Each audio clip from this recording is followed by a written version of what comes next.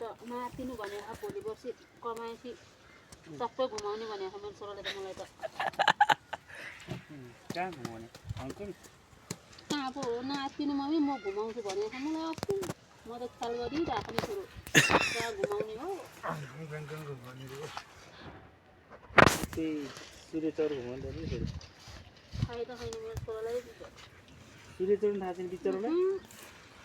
मेरो छोराले लेगाङ टाढो भने कहाँ थाहा छ कहाँ होइन हाम्रो लेगा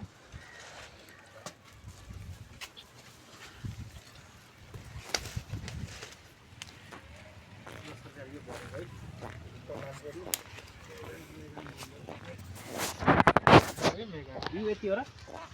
महँगो भयो यो त बढी अर्को साललाई नै हुन्छ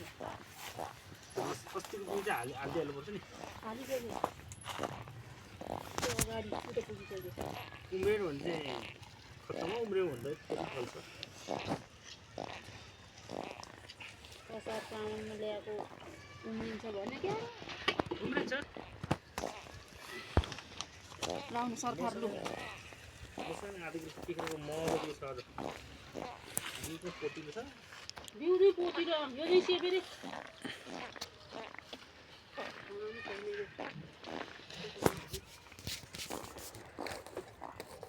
यो बिरुवाहरू त कामै छैन यो त दुईवटा तिनवटा हाल्नै पर्ने रहेछ कि नउम्रेर भन्ने पिट रहेछ तिनवटा हाल्ने चारवटा रहेछ भने त फाल्दिनुपर्छ नराम्रो काम त रोपेको लागि के फरक पर्छ धेरै उम्रेर भने त चिकोटेर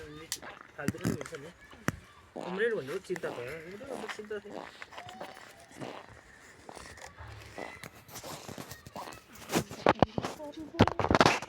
यो महिना आज त 5 गते होइन त अब 30 गतितिर चाहिँ रोप्नु 28-30 गतितिर रोप्नु मिल्छ यो झ्यामझुम चाहिँ यहाँ जोतेर बनाइहाल्नुपर्छ अब जोत्न नि सरकारले एकै दिन जोतिसक्छ सक्दैन होला एक दिन लाग्छ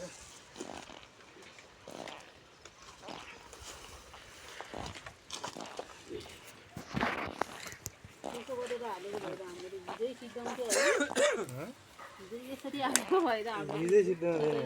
कस्तो यो छाड गरेर रोप्यो अरे यसरी रोप्यो हामीले त कहाँ त्यस पर्दैन चारवटा पनि हाल्नुभएको त नि दुईटा हाल्यो भने यो उम्रिन्न कि रे भनेर त हिजो त यस्तो हो सबै हामीले त ठाडा बनाएर उम्रिनु भने त चिन्ता छ दाइ उम्रियो भने त अब नराम्रो चाहिँ त्यो छानेर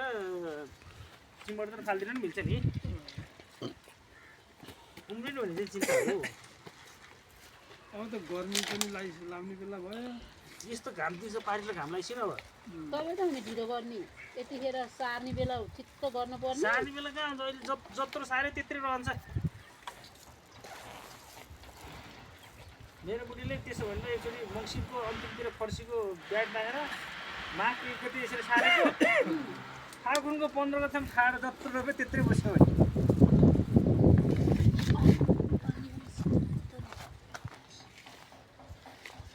कति लामो भिडियो बनाएर तस्बिर कति